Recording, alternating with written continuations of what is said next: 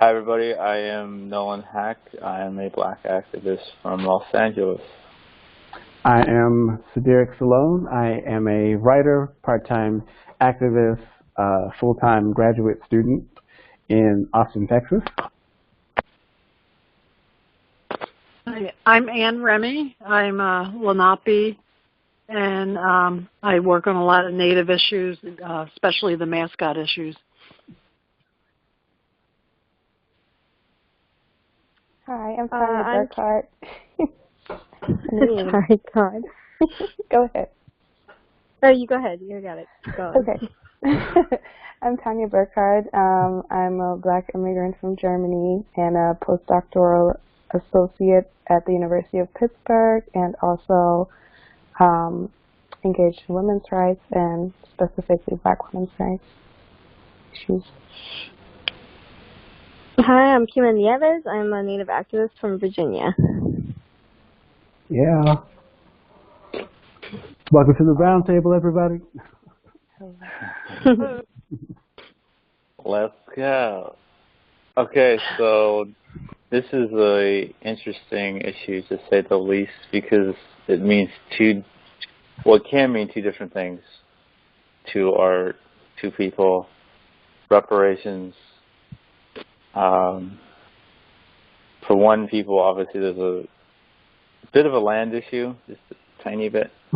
And then for another, there's displacement and continued bondage. Granted, you could say the same thing for the other party, but I always said a joke when talking about reparations, and I stopped using that joke because I realized it was ignorant and anti-native. Because I am half white, I would say, well, I get 20 acres and a mule's behind. But and a mule's behind. Yeah. That's funny. Anyway, but this is indigenous land, so the acres aren't mine to be given to, or ours, more importantly. And since I guess we are on native land, so any indigenous person at the table, please start us off with your thoughts on what reparations mean to you, and where do you think they should lead in this country? Yeah, I've been thinking a lot about reparations lately, and for me it kind of boils down, reparations, whether it's land or property or money, either or, I'm not sure exactly what we want to focus on today, but I just kind of... Both. Yeah, both. Okay, yeah, so cool. But to me, they're basically just the granola bar that holds you over for the dinner that never comes. That's kind of how I think about it. Like, they're temporary fixes or temporary sustenance, but the structural issues are still there. You know, like that oppression, the systems that are in place that oppresses us and disenfranchises us, both as Native and African Americans, they're still there. They're not going anywhere. Like, you can give us money, you can give us property to help us survive in this particular system, but we're still getting killed in the meantime. So for me, like, property, like, I could care less about property and money. Like, I'm more concerned with dismantling the structural issues behind everything that's going on right now. That's true reparations for me. Interesting. Mm-hmm. Well said, too. Yeah, well, I feel like the natives don't even have their land, you know. But if they did, I'm sure they'd be willing to share it. But I feel, you know, with slavery, they deserve to be, you can never repay them back for losing their freedom, but I think they do deserve to be paid, probably in today's wages, for what they contributed. If you pay them in dollars, they can go and buy land wherever they want. And there's lots of records on slavery, so I'm sure they could, if someone made an effort, they could figure out who's entitled to it. But I know that a lot of white people get upset when they say, well, that's in the past. They don't want to think about having to repay. But the slavery is what was used to build this country. And they used the blood, sweat, and tears of somebody's labor to do it. So I think it's a reasonable request. I'd like to say reparations for me is a requirement in some forms. Like I never make any pretense, or it's hard for me to even imagine what it would look like I said, because like Nolan brought up, we're on native lands, and that to me has to always be included in any kind of conversation about it. As we are going about and building solidarity, I feel like to be in solidarity would require us to talk about ways in which we can tie those two ideas together, like the returning of native sovereignty and the reparations, whether it's material or whatever form it takes for African Americans, how we can maybe tie those ideas together, how we can talk about those things together. That to me is much more useful, because that way we can both look out for one another. I guess it becomes more complicated because Native peoples have so many different nations, but I don't think that just because something is complicated that it should mean that it's not possible, or that we can't develop a framework on how to discuss that. Yeah, and I think one thing that, and I'll jump on top of Anne's point and add to it. White people don't want to admit what they did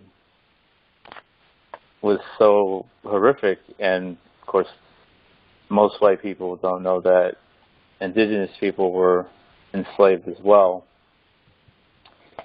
And the figure for black labor during slavery, at least in this country, now that's not counting how we helped the Dutch, the English, the Belgians, etc. But in this country, it's about $100 trillion is the estimation. And that doesn't count the murders and the tears and all the other horrible things they've done to us during and since slavery. And according to, because I wanted to check a rough estimate, since with reparations for indigenous people, land is so much a part of it because you've had 2 continents stolen.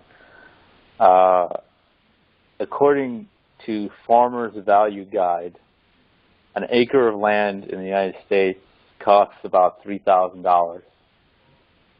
So times 3,000 by billions of acres of land, because you're talking about South America and North America, and whatever figure that comes out of that, that's what it would, be. But then, of course, just give the land back would be that's why does money have to enter into it. It's one thing I've heard from Native people, but from our side of the table, when white people say, well, get over it, you're still killing us, you're still putting us in prison, you're still putting us through modern slavery. Mm-hmm. You're still, if you include Africa, you're still messing with our land. Oh, most definitely. Mhm. It's like reparations with interest to the both of us. Yeah. Yeah, pretty much. Yeah. And I mean, at the end of the day, I guess from my perspective, like, it's trying to put a price on trauma in order to repay like what has been done, like that's still a colonial ideal at the end of the day. And it's something that's always kind of bothered me because I've always viewed it as like, you know, the oppressors being like, here, have some money and shut up about it, you know? And yeah, it's always kind of rubbed me the wrong way because it's like, it's not enough. It's not going to be enough because like you said, we still have modern day slavery, very much so. It's like, and like you can give us all the money we want, you know, to survive in this particular system for now, but you're not making any real change to help us out. Like, and even in terms of property, like giving land back, I mean, I don't even know how that would work at this point because it would take money to restore land to the way it was pre-colonial time because it's been so exploited and polluted and everything. Like it's just gotten so bad for both sides of the story at this point. And I mean, yeah, you just can't put a price on that in my eyes. I just don't see how it's possible. And going, you know, beyond that, speaking of on trauma, like land trauma, physical trauma, intergenerational trauma, like that's just something so, I don't want to say abstract. I don't feel like abstract is the right word, but it's so confounded and so complicated and so personal, you know? I was going to ask Tanja if she had anything to say before I spoke again, but. What was your last part? I'm sorry, I unmuted and then I couldn't hear the rest of your question. Oh, no, I was just going to ask if you had anything that you wanted to add before I spoke again.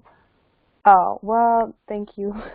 I think this is so difficult. I really like listening to you all because I've thought about it a lot in my life, but I also have primarily known the models from Germany, obviously, after the Holocaust. And I think the idea that, I don't think that the idea was to just pay money.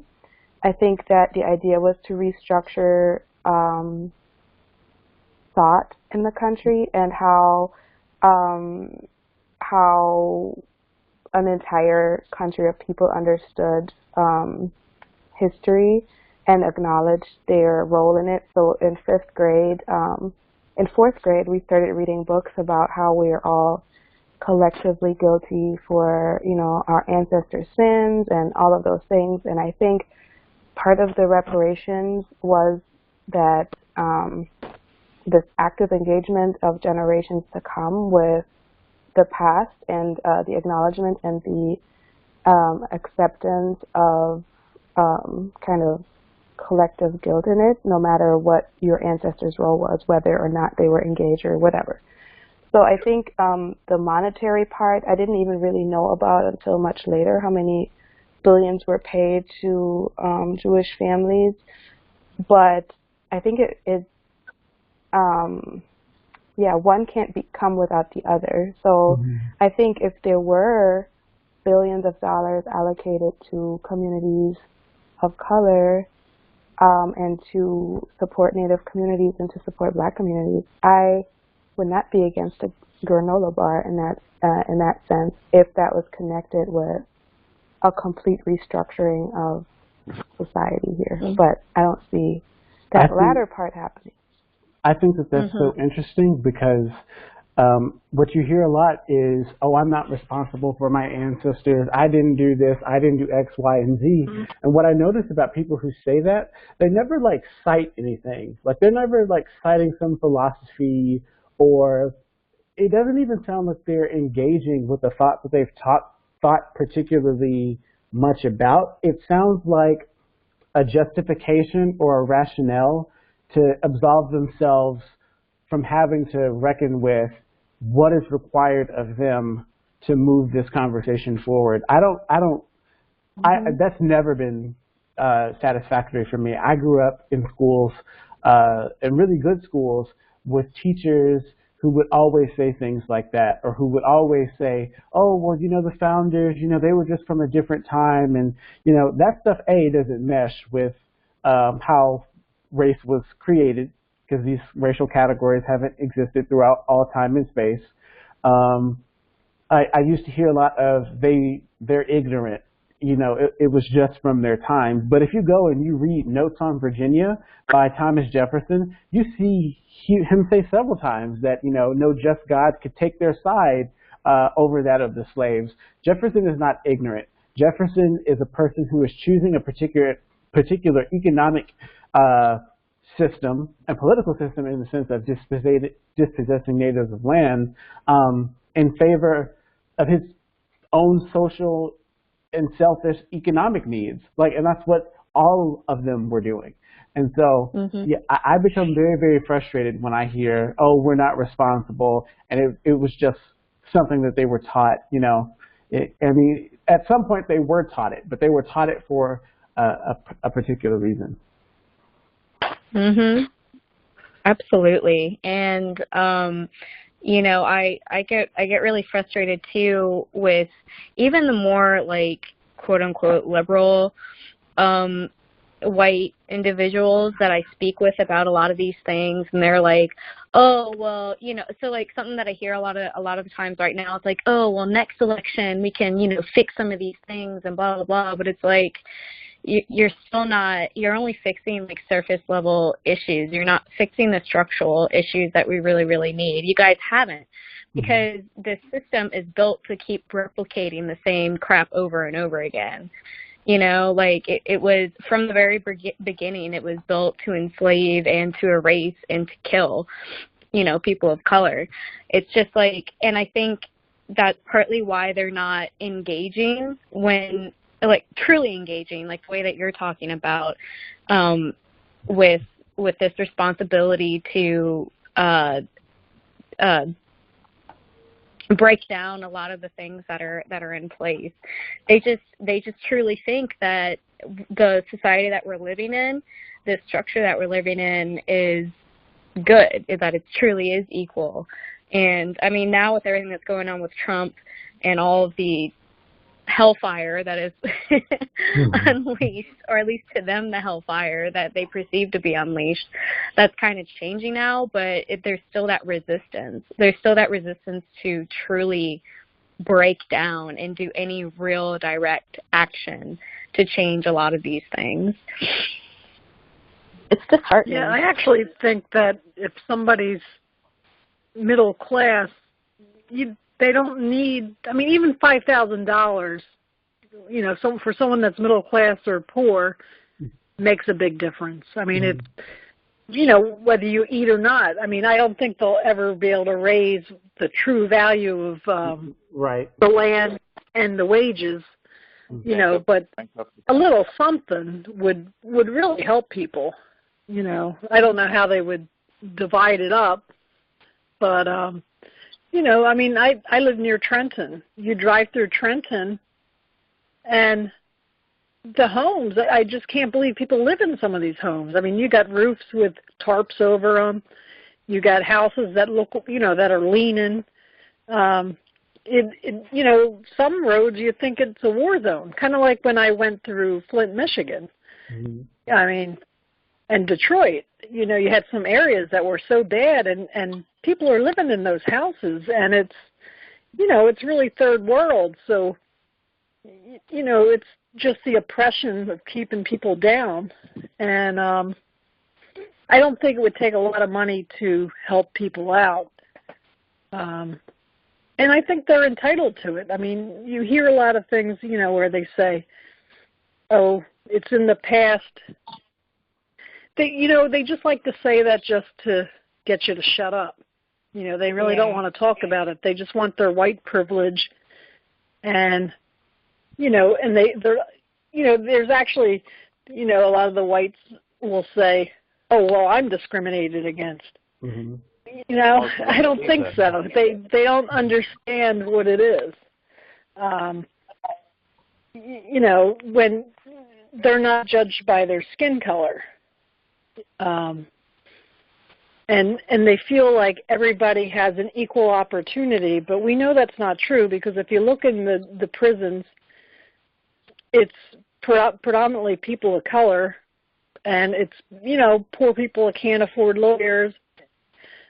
You know, a lot of the white people don't have to go to jail because they get a good lawyer and they get out of it. You know, there's cases where white men rape women, and they get, you know, nothing happens to them. They don't even see the jail cell, you know. But if it's a black person, they throw the book at them, you know, and they don't even have to be guilty. I mean, there's cases where they're proven innocent and they're still sitting on death row, you know. It just, you know, so when they start saying that, you know, everybody's equal, they just don't know what equal is. That's why I think it's really, really important for, as much as possible, and I never like to speak in like utopian views or anything like that, because things might not be perfect, but however not perfect things may be, like, I feel like it's just, if Native and Black people can come or start coming to an agreement about what things should look like and how things should be structured from here on out, it becomes almost impossible for the wider society to exist. Not exist, but to resist. I mean, everyone knows internationally what effed up things America has done. Like, you don't have to, like, even people who, you know, don't know a whole lot about America, like, know about, like, its foundational sins of native dispossession and slavery. So if we too, even though it's like, if the 501 of us can come together and begin to form a framework, it feels as though we can start seeing a lot faster results. I don't exactly know what it'll look like. I don't know exactly what form it might take, but we can at least start getting movement and start letting the broader society know that, hey, like, this is not something that we are kidding around about. Like, this is something that we are saying is required to move forward. And anytime anyone ever has asked me about reparations, I always say that, like, whatever amount is given, I will make clear at that time, at least for myself and my own family, that this does not make up for anything. This is the dominant culture making a genuine attempt at, like, establishing, I guess, some kind of kinship tie or some kind of relation with two various groups of peoples that it has colonized and hurt in the past. And this is the beginning of a new relationship, not like I'm forgetting everything that has ever happened. Like, I'm agreeing to try to move forward with you in some way. Like, that's what I'm agreeing to. Because, like Kima was saying, like, there is no amount that's going to make up for all the pain and everything that's happened. Like, I don't expect to actually get the actual value of what it would be, because it would be probably beyond anyone's ability to pay it, plus also give and restore native sovereignty. But I think it starts with us speaking and us beginning to kind of work out the things that we want to see and the framework we would want to see that take. And that's a big question. I think Tanja brought up the Holocaust. Even the money the Jewish people got was not enough, because you, like everybody's saying, you can't put a price on that type of hell, right, that you put somebody through. And then the other side of that nobody wants to talk about is that even in that one genocide that America actually counts as a genocide, the Holocaust, there were black people in it. There were black people systematically murdered and sterilized, just like Jewish people, even separated from Jewish people. Yeah. We didn't get a dime. We didn't get one dime from that. Do we know if the gay men were ever given anything? Because I know that they were included. This was, to my knowledge, which in Germany it's not a big conversation, the monetary part. And also, in my education, which I went to a lot of different schools, and the Holocaust is a point of discussion, I think, a few months out of every year. The other groups of people, disabled people, gay people, and a host of other, religions and belief systems, folks that adhere to just anything different. Black people, people of other races are rarely mentioned, and also I've never heard of any kind of payments. And was it? Oh, go ahead. Sorry, go on. No, go ahead. Well, I remember it was not this election, but the one before that, in 08, not the one, excuse me, 2 elections ago, in 08, they brought up the reparations question, and it was at the Democrats' debate, one of the debates. So they asked all the white candidates, and of course they said no. And they asked Obama, and then he dodged the question by basically saying no, and brought up how Jewish people were paid. And I'm just looking back on it, like, well, we were in that, and we didn't get paid or acknowledged. And you're talking about here, we're still going through this 5 century, well, in this case, in this country, 2.5 century Holocaust, and there's no acknowledgement. And that's and Tanja, you brought up this point again, the acknowledgement. To me, that's a big part of reparations, because America has never gone, okay, we're going to give you a true apology. We're sorry. 1, we're going to stop what we're doing to you, but then 2, we're sorry for what we've done to you. Well, technically speaking, the Congress has released an apology. I wouldn't consider that a legitimate apology, because it says in that apology that this is not. It basically tries to forego any conversation about reparations, and anything that includes that is not a true apology. But I did want to just mention that, because the other side to that would be, oh, well, we have, but our answer to that should always be, any conversation absent of that is not an apology. Yeah, because I always feel like if you're going to apologize, you need to make amends. Right. I mean, anybody can say, I'm sorry. Right. But you kind of have to put something behind it, kind of go out of your way to make it sincere. But I could imagine if they gave land back, it would be, oh, well, we have some toxic waste land over here, and we have some swamp land over here, So that's why I think it would be better to do it in a money value, so people can, buy land where they want to be. Right. So. Well, that brings up a point that I remember Malcolm X speaking on. This is before he came back from Mecca. This is when he was still with the Elijah Muhammad, the Nation of Islam. And he's talking about the point of separation and segregation, but more so separation, where we could still interact with mainstream society, but we would have our own communities, our own financial system, enforcement of the law, et cetera, political system. And based on what we still live through, I favor that over this, because all these colonial ideals are getting us killed and imprisoned every single day.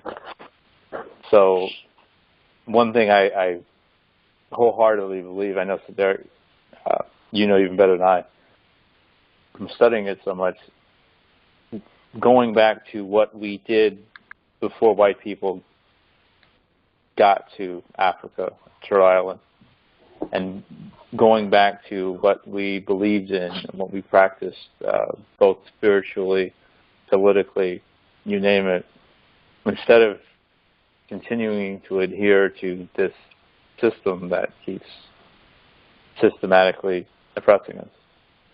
Mm-hmm.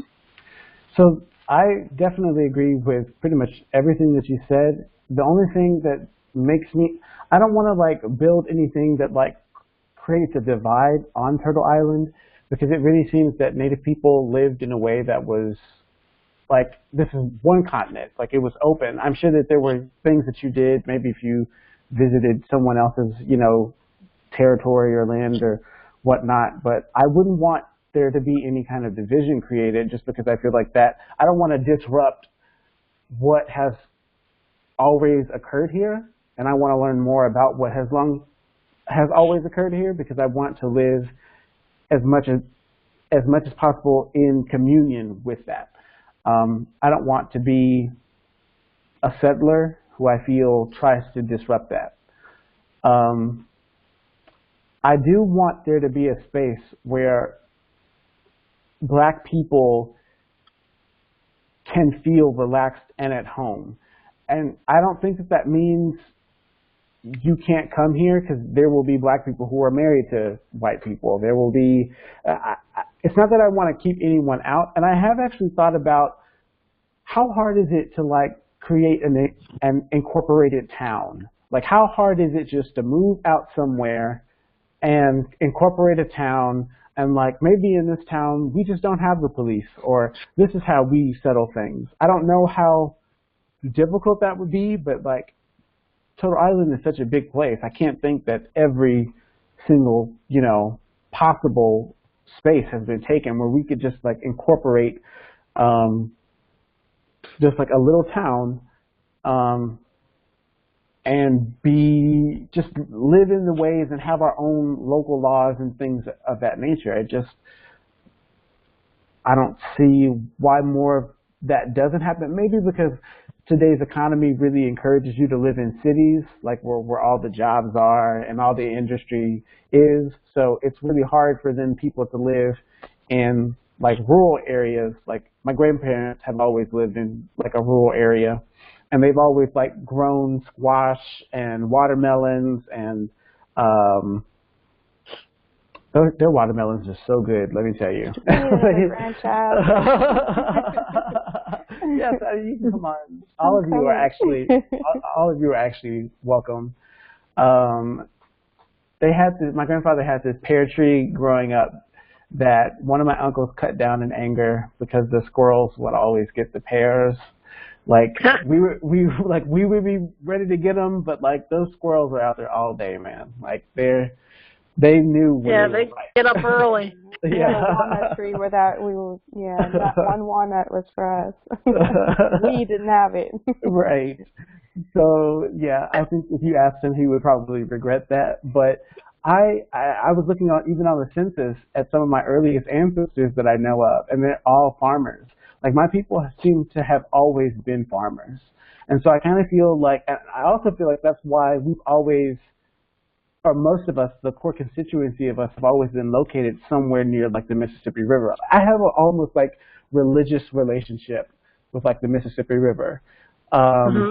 It's very, very, and then the only things that kind of have survived in my family from Africa is that I know on my grandfather's side of the family, we were taken off the Niger River, somewhere off the Niger River.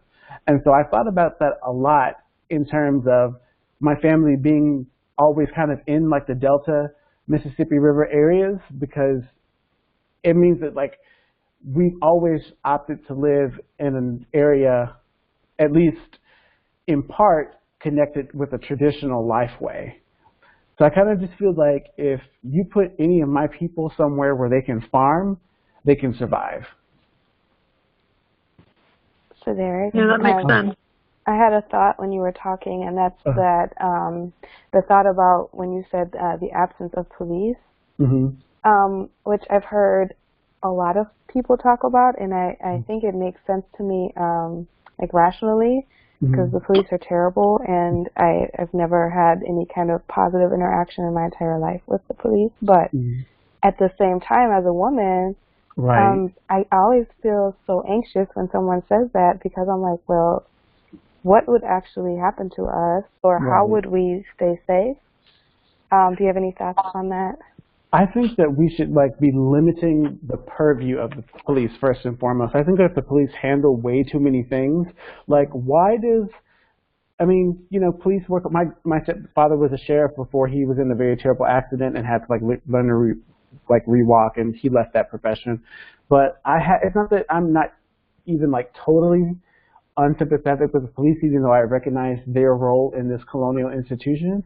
But I believe that we should be limiting the purview of the police. I don't believe there should be a class of people who do traffic stuff and dog catching. Then answer emergency medical calls and answer emergency crime calls.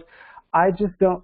Is there no way that we can establish some institution that, I don't know, either does the traffic stuff, or if we can just have an independent agency that handles responding to assaults against people or against a person's property or body.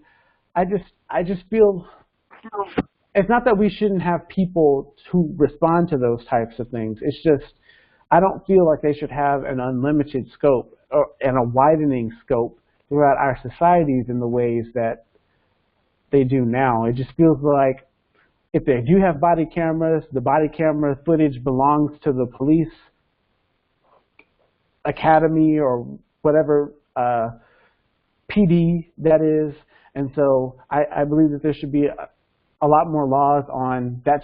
That footage should go to an independent agency, and anyone who's in the footage should be able to see it. It shouldn't just be released when they feel like it, or when it's exculpatory of them, or when it shows them doing something heroic.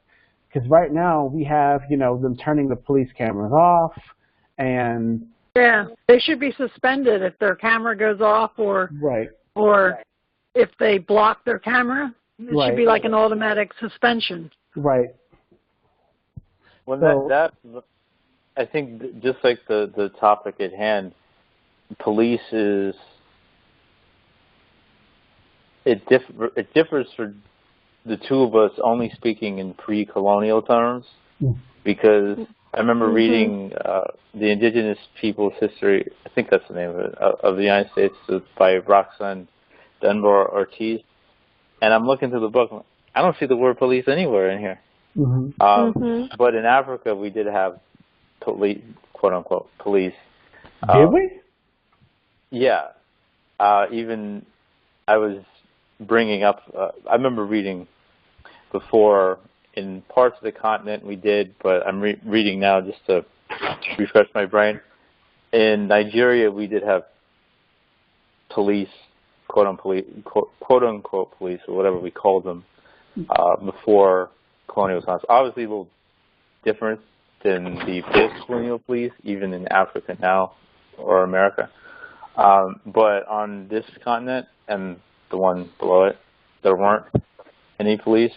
So I think that's another thing that I'm sure that wouldn't have been everywhere on the continent either, because I've been reading a lot about Angolan history, and the way they form communities, at least, there's this wooden sculpture of a person that's made, and you would when you establish a kinship tie with a neighboring people, you would basically nail this piece of metal, and metal is also associated with a certain African god, but I'm not going to go that deep into it. But the metal is representative of transformation in this case, and you nail that piece of metal inside the African sculpture, and that kind of symbolizes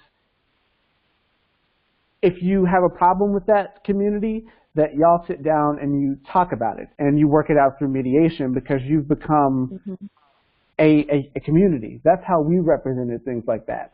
And so, or at least in Angola, where I've been reading about. Now, communities could pay like a very substantial fee to have the nail or the piece of metal removed. So it wasn't like a permanent thing all the time, but it was meant to be something pretty serious. I know that there are places that if you couldn't reach like an agreement, then, you know, in a lot of places where there are no jails, then it's like you kind of created like a blood feud.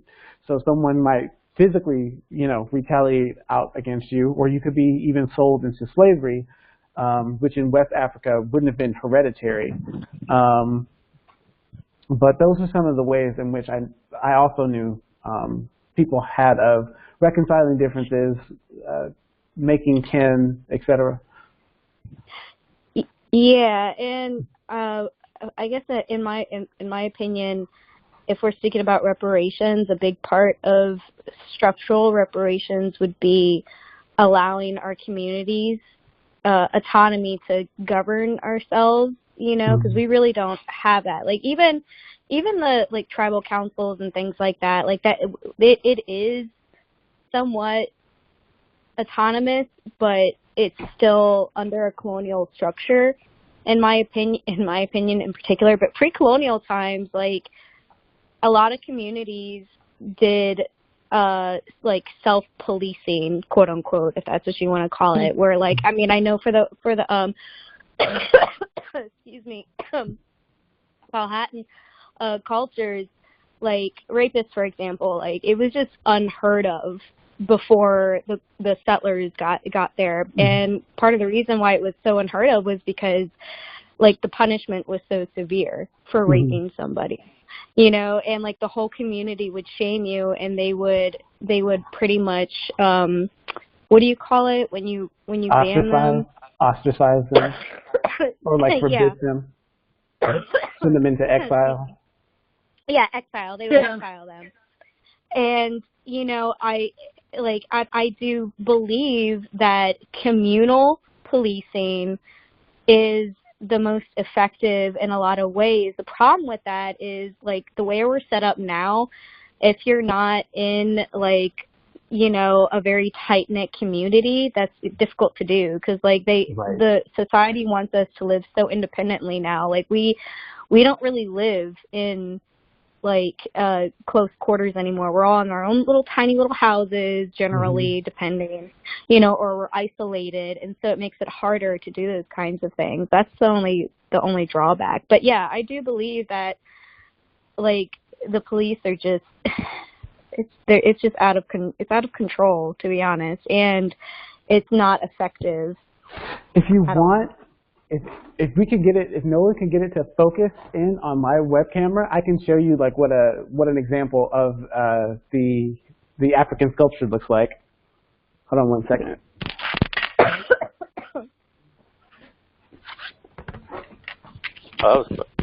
Huh? I don't know. Oh yeah. It's a literal second. That's because it's like always. I don't know if y'all can see. Hold on. Like you see, like all those metal. Yeah, those are like all like those are the commitments of various communities. So that's one of the ways in which the Congo, excuse me, and we talk about the Congo all the time because of that. We should have a show about that, by the way. But yeah, that's one of the ways in which we form communities, was by that metal. Metal is an important aspect of this Yoruba god Ogun. I forget which particular metal, but it's about transformation. And so when I saw that and then I read this book, I found it very, very interesting because they're saying that each one of those points is an act of transformation. I've been thinking about that a lot since. Yeah. It's like to make kin, to form relationships, is to transform oneself. I think that because one thing our two people had in common, well, one of them, more than a few, but one thing is that there were many different nations in both, of the three continents. And like you're speaking of the Kingdom of Congo, like Nigeria different than Congo, Kingdom of Mali different. You know, I have to read a little more into it. Why Nigeria, for one, had police, and then like Angola didn't. And that's interesting. That I mean, it gets lost. It's colonialism. We forget what we used to be and how we used to run things, and we were friends, and we traded with each other, and we thousands of years before Columbus even reached the Caribbean, we're not supposed to be fighting with each other. And the idea of capitalism itself is such a toxic proposition, and self-policing. I'm 100% with, and that's what when I was talking about Malcolm, that separation ideology. And I say that because as I was saying, I prefer that over what we have now. So if I had my wish, of all races and creeds, we'd all be living in harmony with it, not America. But having that, like Kima, like you said, the autonomy over our own societies, and going back to what we used to do before, well, white people ruined everything, really. And that's the thing. Facts are facts. They have done some pretty messed up things and still have, and there's no accountability for it. There's a big reason why, in my mind, and I know some of yours, why reparations is so important. I just wanted to interject one second, because you're right about us being really, really different, but because my particular area of study is trying to find ways in which our societies were synced, even though the example I showed you with the gentleman here, even though it's from the Congo, the metal that they use is the exact same metal as the Ogun in Nigeria. So there's a synchronous idea there. The Congo cosmogram, in the center of it is supposed to be, basically the Congo cosmogram, just really quickly, everyone, is the cross. The cross existed as a symbol in Congolese society long before Christianity. It is basically a symbol of reincarnation for Africans. So moving from the easternmost point, you have 4 various stages of your life. Child, male is high noon. The most western point, before you go downwards to the bottommost point, is that of the elder. So the elder, the male, and the infant all are in the living world, and then our ancestors are the most are thought of as midnight, and that position is associated with femaleness. So this is a Congolese concept. Ilegba is a Yoruba god. He is the god of the crossroads. Basically, the god Ilegba and the cosmogram, they form a synchronism. Ilegba has a male and a female form because he's placed in the middle of the cosmogram. There's all this religious and symbolic synchronism, even between places that represent thousands of miles across the African continent. I'm sorry, it's a tangent, I know, but I want people to know that. Yeah, I actually see there's a lot similar to native tribes, to tribal people from Africa. Mm-hmm. You know, it's like you were saying, you're drawn to the Mississippi. Well, I'm Lenape, and we still live along the Delaware River. Everything back in those days was based on the river, because that was more of our roads, with the canoes and all, and and the way to get water for daily life and bathe in. And but a lot of the a lot of the similarities are that we were all people of the land. Mm-hmm. So, I mean, it was different native animal on each continent, but it was still, you see a lot of similar things. Mm-hmm. You know, and you treated the earth with respect, and, you know, because the earth gave you life, and it all seems to come down to that. It's just that, you know, when the slaves were here, they lost so much of that, you know, and a lot of them really got along with the native people because they had that connection. So, you know, they were like drawn to it. You know, but, you know, languages were different and things like that, but it wasn't that different. Mm-hmm. I'm sorry, I just wanted to grab this book just in case I can find an example of the cosmogram. I just wanted to, since I brought it up, I might as well try to show people, but keep talking, I'm sorry. Well, it's good you brought it up because that's what I was saying. At least from my standpoint, these things that we believe in and adhere to aren't our ideals. They're not ours. They're forced upon us and still are. And we're believing in stuff that's foreign to us. Like, and you were saying that we're drawn to, during slavery, we were drawn to certain things because that's what we were used to before we got here, got here. And it's such a toxic situation that we're still in, which goes back to the whole point of reparations, because how can you be sorry you're still doing the same thing that you did?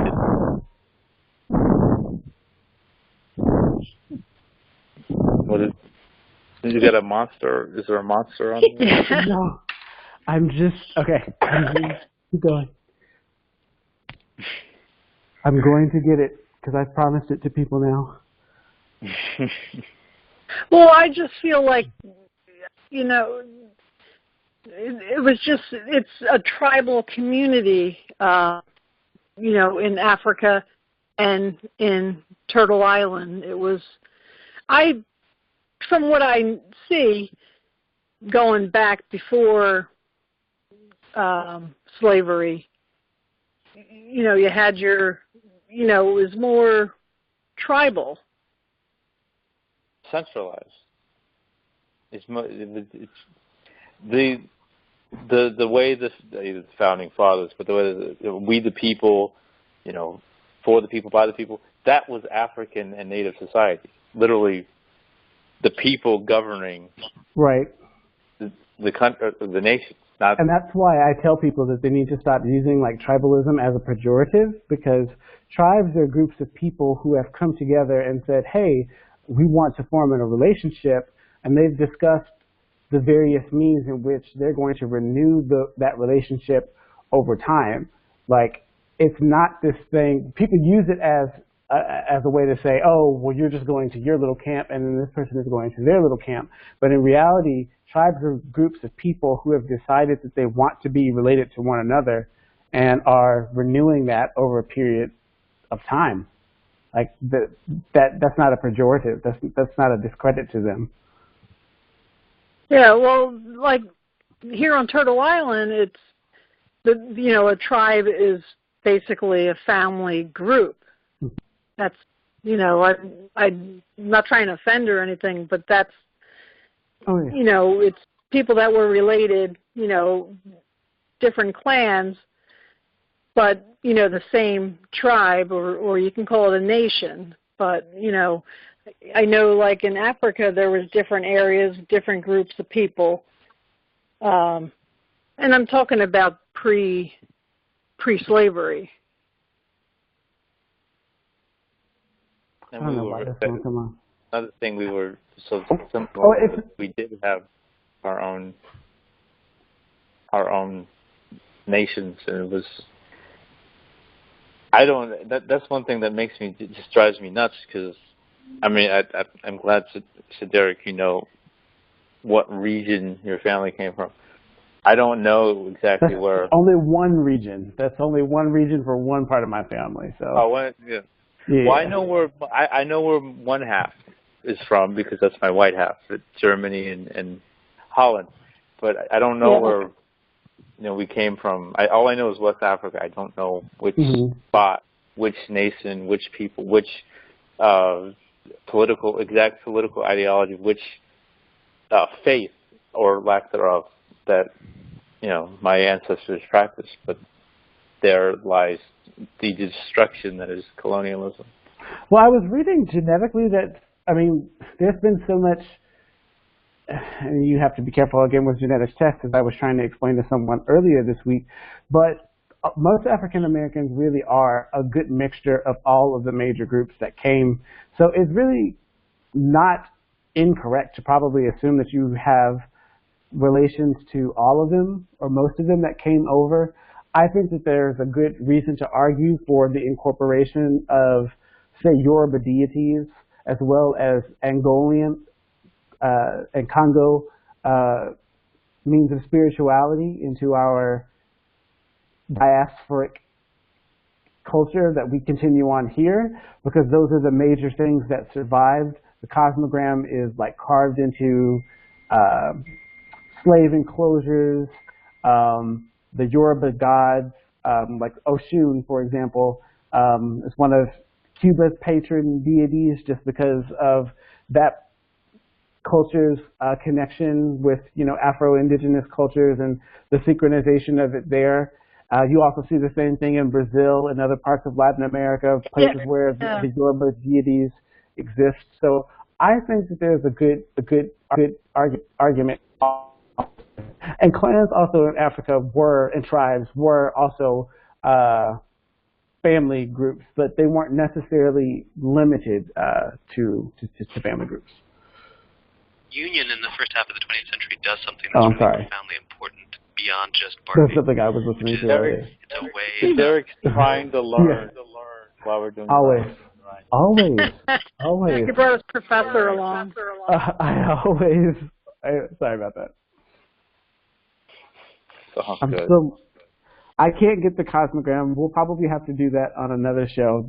This technology has failed me, but you can look it up. The Congo's cosmogram. You can look it up. Maybe since this show in general is a show or roundtable, whatever. It's controversial in itself because our fight for our freedom is controversial by definition in society. But maybe we talk about what faith we believed in, or going back to both people's. Well, then we had so many nations, so many different ideologies. Spiritual, but maybe we talk about that next week. There it is. Here it is, guys. Here's the cosmogram. Infant, male, elder, female. So that's what it is. So Elegba is the Yoruba god of fate. He's the lord of the crossroads. As you can see, in the center of the cosmogram is the place of the crossroads. Elegba is associated with chaos. He's associated with all the possibilities and avenues and roads that you can take in life. He's my favorite African deity. I consider him kind of like my protector in a way. So I consider myself a child of Elegba. He has two forms. Well, he has a lot of forms, but his two most common forms are that of an infant, a small little boy, and that of an old man. But he also has a female form where he kind of acts as his own mother and births all the other Elegba and assigns their duties. That's good. Anyway. I never heard of that before. Yeah. Yeah. Yeah, I don't know a lot about Africa.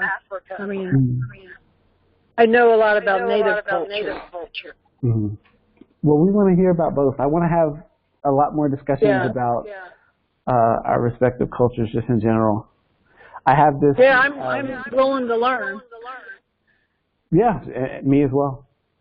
Well, that's why this is such a beautiful thing, because we need to learn from each other, and which would help us get back to those practices of pre-colonization that we had.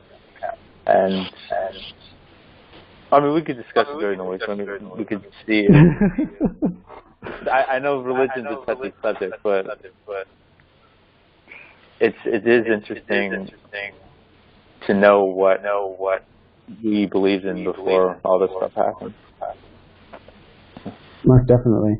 And you know what? It's interesting to see where it's held on, because like I said, like there are churches of the Santeria, which is pretty much Ifa, the deity with Ilegba and the Yoruba deities that we know are from Nigeria. How it's interesting to see those things are still practiced in Brazil and in Cuba. And that's also why I'm for we just as Black people, like learning more languages so that we can have a more direct conversation with our relatives that are I used to feel so alone, like in the Americas, like there was like no one at all for us to really talk to, but like we have relatives all across the Americas, like, and all that's really separating us is a language. So I was thinking to myself the other day, like even if I have to learn Portuguese, I might just have to do that. Yeah, I'm a true believer in learning the language. Because when you do, you learn a lot about the culture. Mm-hmm. I would like to even try to learn like native languages, but I don't know where I would be able to. I know that that's a big thing in y'all's communities, trying to restore a lot of those things. I would love to be able to see a stop sign in the Lenape language one day. That would be dope. The way it should be. Are you guys getting feedback? Yeah. Yeah, I get like an echo. Yeah. But that was my own head. Maybe that's the CIA telling doctors. Yeah. It just started about 5 minutes ago. Yep, they're ringing our bell. Wow. We joked about this in the beginning, but they really are all over us. They are Black identity extremists. Exactly. Yeah. I'm gonna get that toot right on my chest. BIE. Yeah. For life. Actually, sounds really good. I don't know who came up with that, but. All right, yo. Well, this has always been great. Hopefully, I'll see all y'all and most y'all next week. Definitely. You guys have a good evening. See y'all next week. Yes, you too. Wanishi. Good talking to y'all. Same to you, Ann. Bye-bye.